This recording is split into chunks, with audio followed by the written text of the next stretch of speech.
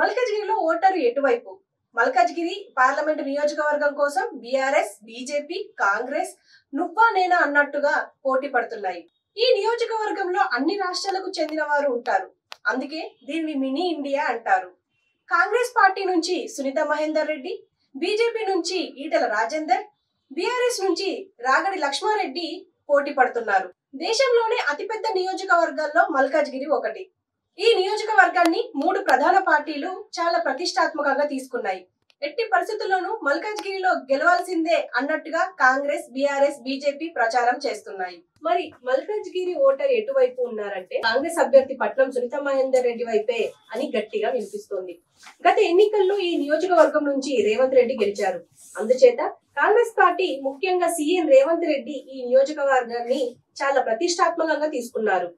అయితే అసెంబ్లీ ఎన్నికల్లో ఈ పార్లమెంటు పరిధిలో కాంగ్రెస్ పార్టీ ఒక్క స్థానం కూడా గెలవకపోవడంతో కాస్త సీరియస్ గా తీసుకొని వర్క్ చేస్తుంది.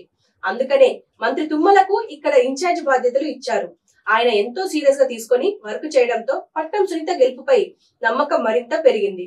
మల్కజ్గిరి నియోజకవర్గాన్ని సీఎం రేవంత్ రెడ్డి ప్రతిష్టాత్మకంగా తీసుకోవడం, తుమ్మల ఇన్ఛార్జిగా బాధ్యతలు తీసుకోవడం ఒక ఎత్తైతే, కాంగ్రెస్ పార్టీ అభ్యర్థి పట్నం సునీత మహేందర్ రెడ్డి ప్రచారంలో దూసుకెళ్తుండడం మరో ఎత్తు అని చెప్పుకోవచ్చు.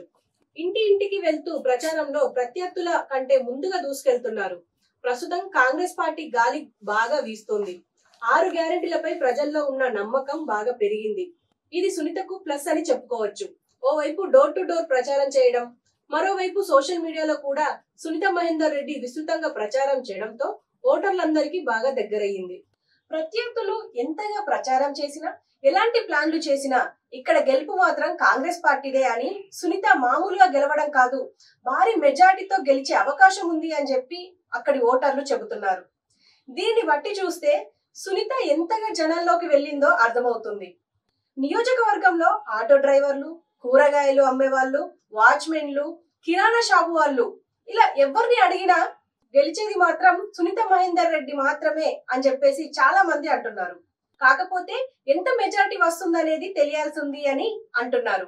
మరి ప్రచారంలో ఉన్నట్టుగా కాంగ్రెస్ పార్టీ అభ్యర్థి పట్నం సునీత మహేందర్ రెడ్డి విజేతగా నిలుస్తుందో లేదో చూడాలి.